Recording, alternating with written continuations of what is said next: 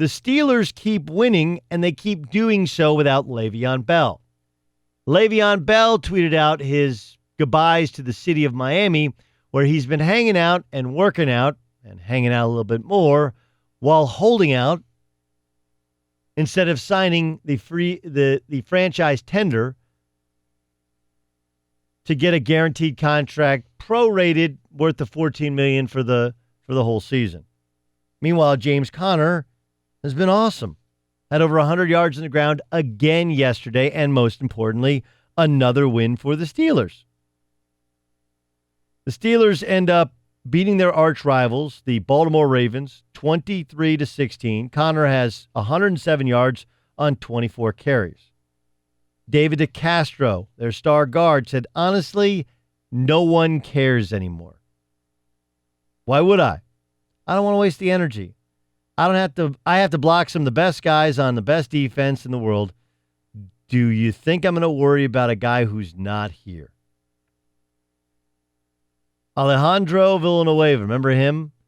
Army Ranger, a hero, guy who got caught embroiled in that controversy. Do you come out, not come out for the anthem last year? I love playing with Conner. He said after the win to Ed Bichette from the Pittsburgh Post-Gazette, I don't have anything to say about Le'Veon. I don't even know what kind of shape he's in right now. This feels like what happened in Green Bay with Favre. And this is the problem with dealing with younger people who you have to educate but not lecture. Right? So when I tell you this story, please don't think I'm lecturing you. But if you go back, the Packers, they weren't really tired of Brett Favre. They were tired of Brett Favre thinking about retirement. It happened 3 consecutive years, and the third year he said he was done, and they had moved on, and they had named Aaron Rodgers the quarterback, and then he was like, you know what? I kind of miss it, and they were like, you know what? We're kind of done here. And he told them where he wanted to go, and they told him where he could stick it, and he wanted to go to the Vikings to play against him, and they said, that's funny. We send you to the Jets. And look, the Jets thing is seen as a disaster because they didn't make the playoffs, but the truth is they were 9-3. They were really good. Then he got hurt. He tore a muscle in his bicep, in his throwing arm. And because he's Brett Favre and he had the streak, he chose to play through it. And it's a stunning thing here, but when you have a torn muscle in your bicep, you can't actually throw a football, and that's going to hurt you from playing quarterback when you're Brett Favre. And so they fell out of playoff contention. He leaves, eventually goes to the Vikings, plays against the Packers, beats the Packers in Lambeau, and then loses in the NFC Championship game, which, by the way, his last game with the Packers was the NFC Championship game against the Giants. He throws across his body, terrible interception. Then he retires again, only to have Childress was his coach at the time with the Vikings, send 3 dudes down to Hattiesburg, Mississippi, bring him back. He had some gross Nike cap that looked like anybody who has a riding lawnmower, who has ever lived in the country, has their favorite hat. He shows up, and here's how bad it went when he tried to run it back with the Vikings.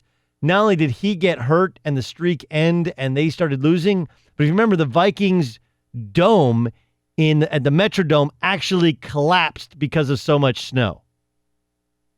Anyway, get to the point, Gottlieb. The point is, this feels like what it felt like with the Packers and Favre. No one in Green Bay said Favre sucked. Look, Favre wasn't as good as he used to be. He couldn't get loose in super cold weather against the Giants, and he didn't play very well. But do I return? Do I come back? And honestly, David DeCastro saying it, it's what we all feel. It's what we all felt with the Green Bay. Just like, dude, if you don't know, then you know just it's over. And David DeCastro, like, honestly, nobody cares anymore. You start asking enough times, where's Le'Veon? Le'Veon going to be here? Le'Veon not going to be here? Like, dude, I don't know. And at some point, I stopped caring. Sorry. My level of I give a has completely disappeared. And everybody has this at some point in time in their life.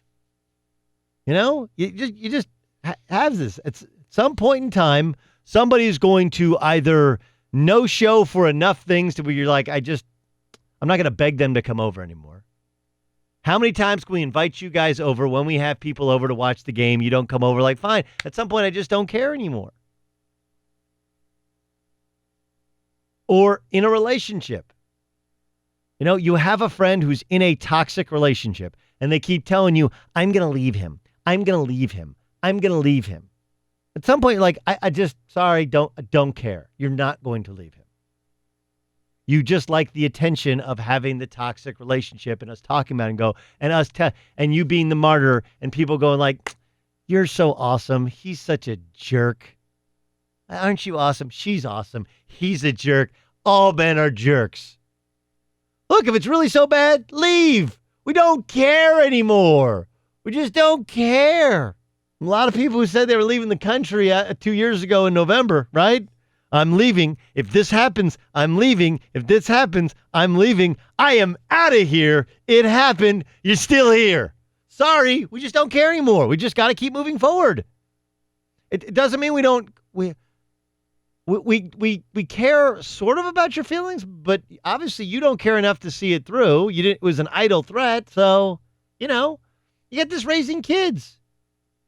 You do that, you're going to lose baseball. You're going to lose baseball. You're going to lose baseball. Finally, the kid's like, don't care. So I understand I do think the Steelers will be better with some version of Le'Veon Bell, although I will tell you, not playing football this long, it's really hard to get in football shape that quickly. But to have, at some point in time, the problem with the idea that he's going to have fresh legs is, when you have a sped up process in trying to get in shape and get ready, and football is going to be played at a higher level over time. During that time, we talked about this last week, guys that lose weight, they lose a massive amount of weight. They still have the health problems of fat people because they were fat for so long. I'm not saying Le'Veon Bell's fat. I'm saying the rush to get into shape, and then all of a sudden you play, you actually lose that advantage of having fresh legs. Anyway, I think David DeCastro speaks for all of us. No one cares anymore. Please don't do Le'Veon watch. He's going to show up. You know why? Because it's his get out of jail free card. At the end of the year, he'll be a free agent. He cost himself millions of dollars that I believe he will never make back. He believes he's making a point. He believes he's doing it for the betterment of his body, for the betterment of his next contract. We'll see. It's a gamble. And in any business, there's a gamble. When do you invest? When the market's down, the market is on fire. When do you buy a house? When interest rates are low, but maybe the interest rates are low because everything's stalled out and suddenly values are going to drop. Or do you buy now when things are high, believing, hey, I got great location, it's always going to go up. That's business, and he's making a business decision. But how many weeks of football have we played anymore? I got to not care until I actually see him on a football field. And even then, my sense of caring over his financial well-being in the future is minimal at best.